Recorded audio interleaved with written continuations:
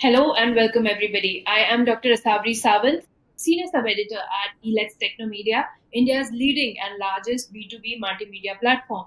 And on behalf of Elets Technomedia and the Banking and Finance Post magazine, I extend a very warm welcome to all of you to the series Elets Fintech Dialogues, which is in collaboration with the Department of Electronics, IT, Biotechnology and Science and Technology, Government of Karnataka. This exclusive series is an integral part of the upcoming World FinTech Summit, which is a 2 day premier event by Elets Technomedia that brings together the global FinTech and BFSI community. From policymakers to industry leaders to innovators and key stakeholders, the summit fosters meaningful collaborations aimed at driving innovation and growth in the financial services worldwide.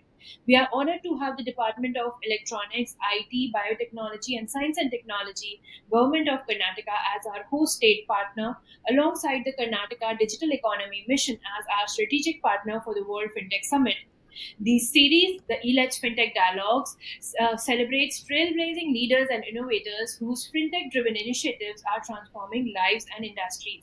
And today we are privileged to host yet again an inspiring entrepreneur who has been instrumental in revolutionizing the BFSI industry in India. It is an absolute pleasure to welcome Mr. Rajat Deshpande, co founder and CEO of FinBox. Sir, thank you so much for joining us. It is an honor to have you on the show today. Yeah, thank you for having me. It's a pleasure. So, for our audience, Mr. Rajat Deshpande is the co-founder and CEO of FinBox, which is a leading fintech startup which is revolutionizing the credit access through cutting-edge technology infrastructure. Under his leadership, FinBox has developed innovative solutions such as Device Connect, an alternative credit scoring system, and embedded finance infrastructure, which enables businesses to offer credit seamlessly with minimal coding. Before founding FinBox in 2017, Mr. Rajat held key roles at AS Associates, CT Group, and GoPigeon, where he gained expertise in analytics, trading algorithms, and product management. He also played a pivotal role in setting up the mobile technology team at bookmycab.com with a strong focus on financial inclusion. Mr. Rajat continues to drive innovation in embedded finance and alternative credit solutions. So, sir, once again, thank you for for joining us on this show. We are so honored to have you with us. Let us dive deep into the discussion, which is we are very curious to know how is FinBox leveraging alternative data for credit scoring, and how does this approach help lenders assess risk more effectively, especially for the underserved segments. Over to you. Thank you so much for having me. Um, First, what is alternative data? So, alternative data is data about sort of individuals or companies which is not traditionally used in the credit sort of evaluation purpose. The usual stuff that has been used are bureau reports and sort of data around balance sheets, etc. for companies, the usual stuff.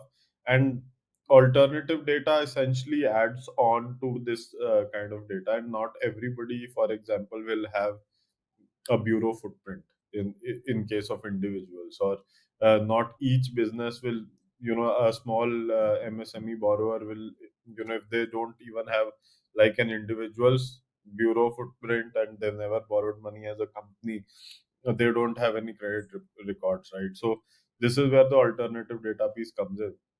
And what is alternative data? So there are a lot of different kinds of alternative data sources. For example, in case of individuals, all of their behavioral aspects, etc., are captured on their mobile phone anonymously, can be captured and used for credit decisioning.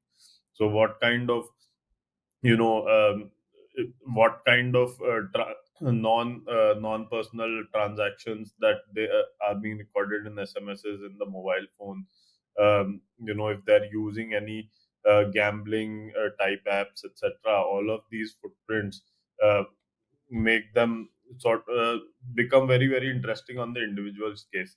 In case of, for example, um, businesses, so for example, milk pouring data is very very interesting in the dairy sector. There is data around satellite imagery, which is also alternative data for the agri There is data on retail, sort of transactions and GMV data from B2B commerce companies and online marketplaces. Very interesting, um, and enables assessment of MSME retailers who buy from these B2B commerce companies. So all of this data together forms alternative data and forms a very very deep layer of uncorrelated behavior that the lenders don't see other in other places, but also wherever there is no other data, this is the only way to assess borrowers, and it's very accurate as well in terms of credit assessment. Yeah, so we build solutions around all of these things so that lenders can access this data with consent, um, and then B can make sense of this data in terms of building out data pipelines, etc. And C, through our rule engine called Sentinel, can consume it in their credit scoring and real time decision making systems. That's how we do it. Thank you so much, sir, for setting the detailed context. So, as our audience is also from the B2B sector, they are industry leaders themselves who are working in the fintech space. Also, we have a good audience base of budding fintech entrepreneurs themselves. So, they would be looking up to you, your journey, your thoughts, and your ideas to shape their future course into fintech space as well. So, coming on to embedded finance, that is redefining financial services, what opportunities does this trend present for fintech companies, according to you? And how can businesses integrate financial products very seamlessly? Yeah. So, see, embedded finance is a huge, huge wave and a very large opportunity, and it also is, market structure changing, sort of force in the BFSI segment. And there is a lot of, reimagining of financial services that is happening, and also the technology that is needed to build these systems is fairly new. This leaves a lot, very little amount of work has been done, even now. A lot of new infrastructure needs to be created, and there are opportunities for a lot of people in various domains. For example, you can build like an NBFC that is focused on embedded finance. For example, if you want to build something in the financial services side, you can build the technology layer which enables NBFCs to get onto these networks, right? You can build technology for better assessment of borrowers as they come in from the embedded finance channel. On the other side, on the LSP side, which is the loan service provider side, you can build, you know you can figure out the kind of specific loan products that your borrowers need. You can devise good user experiences to introduce those loan products, or other products as well, savings products, loan products, mutual funds, etc., investments, into your own customer experience, right? You weave it in, you educate your customer base and bring them down in the transaction funnel, and you integrate the right sort of embedded finance platform. So for example, we provide a platform for lending. There might be others who provide other things like savings accounts and mutual funds, etc. Depending on your use case and the kind of user base you have, you can sort of stitch these transactions, transaction flows into your user experience. And there are a lot of opportunities to build newer, reimagine newer digital experiences, also reimagine business models, because now you have a monetization channel through financial services. Thank you so much, sir. So, we are also curious on knowing how is the emerging technologies such as AI and ML shaping the future of credit assessment, risk assessment, and what roles do these technologies play in making financial services more inclusive? Because I believe these emerging technologies are at both end.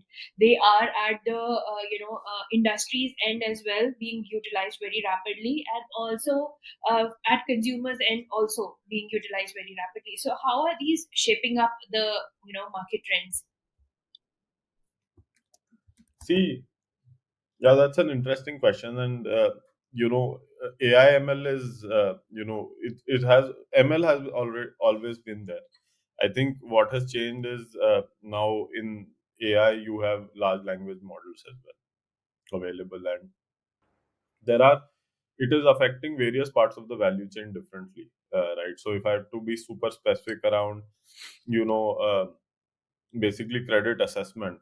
So there are a bunch of things that are happening in this space. One, especially in terms of building tools that are sort of assisting credit managers to assess borrowers or go through documents and understand various things uh, very quickly. So basically, earlier all of these triangulating things across various kinds of documents, data sources, creating CAM reports, and all of the things that were happening in the space were were very time taking and very error prone. Those are things that are getting automated. For example, we've built a product called a credit copilot, which basically assess the credit manager in sort of looking through property valuation data, through credit bureau reports, through bank statements, etc., coming up with various sort of cross analytics across these data sources to help the credit manager ultimately make a decision, because in the large ticket size space you don't want completely automated decisions. But on the other hand, AI/ML is being used to build systems such as fraud detection systems that are much better, that can look at sort of a lot of data together. So syndicate frauds are being handled through AI. A lot of different kinds of impersonation frauds or bot detection. All of these things are happening through AI now.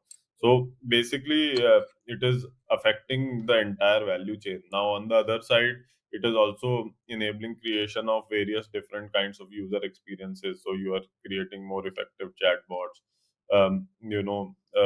collection bots, nudging tools. All of these things are coming up. So there's a lot of automation that is coming together.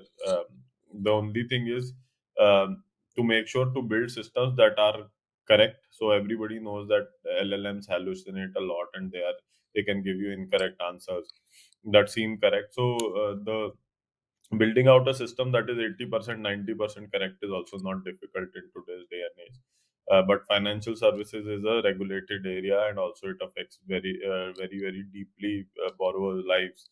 So to make sure that you are absolutely correct is definitely a challenge, and there is a lot of work that is going on to make sure that everything that you do is sort of it is deterministically correct, right? So that's the sort of that is where the fight is on today. Thank you so much, sir. Now gravitating a little towards your, entrepreneur journey as well, because we are curious to know about that as well. So, before, starting FinBox, what were the gaps in the industry that you, identified and you wanted to come up with a solution? And how many of those gaps is FinBox, helping solve? And what other gaps also do you feel that are there in the fintech industry space that can be leveraged? As I shared, we also have budding entrepreneurs watching this, show. So for them, what are areas that they also can tap into that you feel are, very pertinent as big gaps in the Indian fintech industry?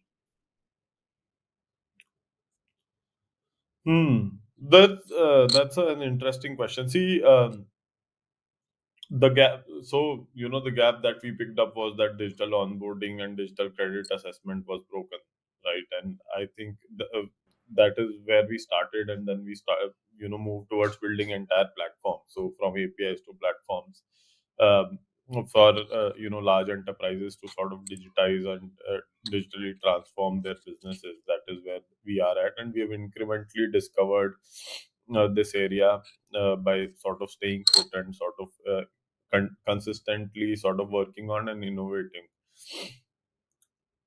It is hard to sort of frankly tell people what to target. The reason is people will only be successful in areas that resonate with them. For example, we always resonated with B2B enterprise type problem statements, right? And we built towards that. But a lot of consumer problem statements have emerged, right? So for example, personal finance management, there has come back because of account aggregator data, for example. Or there are a bunch of things in the wealth tech space now.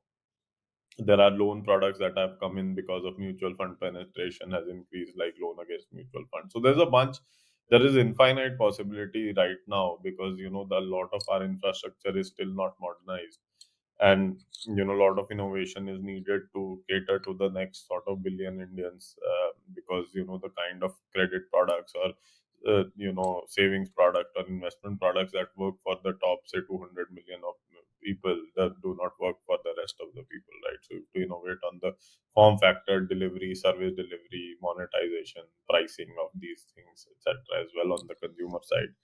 And on the infrastructure side, everything needs to be much more secure, much more robust, much more scalable, very well integrated with AI, ML. Overall, the velocity of change on the consumer side needs to be supported by the change on the infrastructure and enterprise side as well. Or else, if both don't match, then stuff doesn't work. Right. So there are a lot of opportunities as I see it from our vantage point. Um, some of these opportunities are also nuanced though, and fintech and financial services is no longer like a very, very non-serious type business anymore. So people who want to start here need to like really build a robust system, understand how financial services works, and how do you remain compliant and sort of be on the right side of the law, right? So all of these things are very, very important for folks to sort of build in this space. So, sir, thank you so much for sharing that. Whenever we talk about any, technology or any new development in the fintech space, there is a big concern that comes up to everybody's minds, which is compliance and regulations. So, the entire Yeah. model being compliant and being regulated by the authorities is a big thing. Also, fraud detection and fraud prevention is a big aspect in whatever is done in the fintech space. So, what are your thoughts regarding the same, and how is FinBox, working towards these things or integrating these into their practices? See, compliance is very, very important, and I think Finbox from the start has been very, very. We have left opportunities that we have thought are in the gray area, for the longest time. And there are one is to understand the spirit of regulation and sort of build towards it, and not get into like these gray areas. And I think now the entire ecosystem has learned that this is not going to be permissible. But we were never comfortable doing stuff that we really didn't know was explicitly sanctioned by the regulator, or understood as a market practice that was sort of standard and right. And I think that ethos is very important, and I think a lot of people who didn't have that ethos also have developed it, given the regulatory action and the disciplining that has sort of come into the ecosystem now. So I think, one, you have to have the ethos. Second, you have to also develop stuff, um, which is in accordance with the law. Third is you have to, make sure that you have a very strong compliance team, which educates the rest of the folks on what is right, what is wrong, when to ask questions. And you have to have good legal support as well. And then we do a lot of audits internally for ourselves, and then our customers also get to do these audits, so we remain compliant, right? So there are checks and balances, there is education, there is sensitivity, and a stated objective to remain compliant, right, as a company. And when it comes to fraud specifically, we build a bunch of fraud solutions ourselves. So this is around, understanding, and deduplicating and understanding, fraudulent behavior on the device, browser, etc. We use AI, ML to target, to figure out, syndicate frauds, or coordinated attacks on systems, etc. So we built up a bunch of these systems, and fraud is an ever evolving challenge. So you have to keep innovating to remain sort of abreast of the latest changes the fraudsters are doing. And that is really, really important while building a system in the financial services space. We continue to innovate in this area. Thank you so much, sir. So, as many fintechs are entering in this embedded finance space, what are your key strategies to ensure sustained innovation in this competitive market? If you can just highlight on this. See, embedded finance, as we see it, is not very crowded because it's a very difficult area to build into, right? And overall, we continue to sort of understand and innovate on behalf of our customers and for our customers. And there's a lot of uh, depth in terms of what you need to know about the credit products and how much to build up the infrastructure to actually be successful in this area. Now, how so, in fact, the amount of work that is going on is just tremendous, and we're just not getting time, in fact, to sit and think about a bunch of these things. And there is a lot of incremental innovation that comes through the door on its own because we have a running large business in this area, right? But so it continues to be a fascinating area where there are more credit products, more type of products in insurance that can be embedded or in wealth tech, etc. Those are things that we've not yet considered or started work on. So I think at some point in the future we'll pick one or two areas more, and that will be super interesting as well. So, sir, again, diverting a little bit from the FinBox related questions to your personal journey related questions. If you had, the chance to reinvent something once again, or you plan on doing something in the future, which is different from what FinBox is offering, what would that be and why? You're asking what would I do, after Finbox, and is that the question, or what would I do if I'm left alone and to do whatever I want? Uh, you can Is that the answer question? both the things. We would love to know both. Whichever thing you would want to share, we are okay with See, we've been building Finbox for 8 years now, right? And we are still growing fairly well, but I don't think we've reached a point where we are satisfied with where we are, right? So we want to be much bigger, and we want to have a much larger impact in the overall ecosystem. And we are a tooling company, so we're building stuff that people take and build other stuff with, right? So those are things that are very important to us, and we've not yet reached a point where we can be happy and satisfied. So we are sort of pushing ahead with our mission. On a personal note, I'm a deeply technical person. Overall, I enjoy building new stuff. So I am tinkering with a bunch of things in with a little bit of AI, but also on sort of lower level systems, etc. What I would want to do is build something in the defense tech area as well, which is more maybe hardware related, or something that is sort of more touch and feel like as well. That's my personal sort of itch to scratch. It hopefully is much more this is a complex space technology wise, but that my sense is going to be whole another level as well. So let's see where that goes. Great, thank you so much for sharing. So coming back to more about FinBox. We've heard that collaborations between fintech firms, NBFCs, and traditional banks is the key. What strategies do you recommend for fostering strong partnerships in embedded finance space? And what are the key things that should be kept in mind for anybody who is venturing into this? See, enterprises, large companies have context, right? So they have context about what they have tried and failed at in the past. They have context about what their internal compliance culture is. They have context about what businesses are important for them, which are not. They have context on if they're looking at things as an experiment or innovation, or do they have revenue targets linked to some of these things, right? And then there are strengths and weaknesses on all sides of the coin, right? So to get into an embedded finance situation where we have so many parties that we have to work with, right?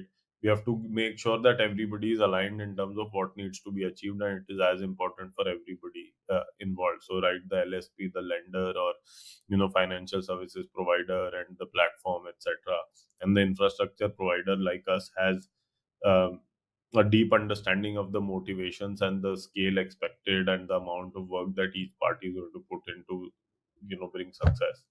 If that is not aligned, then typically these initiatives don't work, because it's a lot of hard work to get these things going. So I think people who want to sort of get in, they have to understand that it is, the program management aspect and the understanding aspect and the motivation aspect and the operational, excellence aspect is very, very important to make this successful. And that has to be always kept in mind while building out such a relationship. If that doesn't happen, it sort of falls flat on its face, that initiative. So that's like my sort of understanding of where this is today. Thank you so much, sir, for sharing that. We come down to the end of this discussion. We have two more questions that we would want to ask you before we let you go. One being a very traditional question that we ask all our leaders on this space, that the way UPI impacted the Indian, fintech industry, the way AI/ML impacted the entire world. What would be the next big hit in your experience in your sector? And what are your projections for the industry for the next 2 to 5 years? We won't talk about 10 years, 15 years. We have gone from that age. World is moving very fast now. So for the next 2 to 5 years, 7 years, what, according to you, would be the next big thing that people should look out for and leverage? Hmm. That's a good question. I think AI/ML, of course, is going to be a large disruptor, and I think everybody sort of understands this. But I think the more interesting pieces, while people sort of want to look at the big stuff, etc., there are very, very boring little details where there is a lot of value. Is at least what we've realized over time is that in financial services, reliability matters a lot, and processes change slowly, right? So you have to build stuff uh, targeting the current system while incrementally changing it but not disrupting it, right? So my sense is I'm more excited about the boring stuff nobody is looking at, basically, right? Which is essentially very small stuff in credit automation, using AI to sort of detect fraud at various points, uh, crafting better customer experiences, unifying customer experiences across various types of products, creating a unified onboarding platform, stuff that nobody's sort of talking about, but a lot of value is sitting there, right? So one is empowering people who are using the financial services tools to actually cater to consumers and businesses in their sort of financial services needs, right? How can you make them better? Which is again an incremental story, because they're already doing this work, right? But those are sort of pieces that I'm like really, really excited about. And some sectors that I think are very interesting but are sort of can take off in a big meaningful way are, of course, housing, affordable housing and sort of housing finance. Those are traditionally structured industry where technology has not meaningfully changed the structure of the industry, for example. So our sense is a lot of innovation and automation comes in there. The structure of the industry will meaningfully start changing, and I think this is the year when it might sort of start to move, but it's still an incremental process. I wouldn't say it changes in 1 year, or maybe not even in 2 years, maybe 5 years, but the the movement has started to happen. So I'm excited about some of these things, and these are very, very large changes. So you know UPI, of course, is everybody wants another UPI moment, and I don't think that's coming. Thank you so much, sir. Love to know your thoughts. We come down to the very last question of a very interesting session today, which is a very traditional question we ask at every entrepreneur that comes to our series at the Elets Fintech Dialogues. That, if there was one piece of information about your organization or the latest projects that you're working on or something like that, that you can reveal exclusively firsthand to our audience today, what would that be? Any upcoming thing that you're working on or looking forward to? which hasn't been shared on any other platform yet, exclusively Well, for our audience. I've already shared it. There is a very, very deep sort of AI credit copilot that we are working on, and that should come out in, sort of a maybe a month or so, which changes how credit managers actually interact with loan files, etc. It automates and sort of makes their life so easy that they can speed up their work by more than 60 to 70%. So stuff that was taking them hours and hours to do, like creating cam reports and triangulating information, etc., or waiting for legal and technical evaluation of properties, for example, in loan against property, etc. All of these things that take a lot of time typically and lead to errors, that those things will go away as part of our platform. And we built this as a product that we can also offer standalone. So it's called a credit copilot. Yeah. Thank you so much for sharing that, sir. We're excited for the launch of the Credit Copilot that we're talking about. Kudos to FinBox for doing amazing work into this space. Loved having this discussion with you. Thank you so much. We had Mr. Rajat Deshpande, co-founder and CEO of FinBox. Pleasure. Thank you so much for having me. Thank you so much. And to our audience, thank you so much for staying with us till the very end. If you have any questions for Mr. Rajat or for FinBox, please leave them in the comments down below. We will make sure to get your responses through him.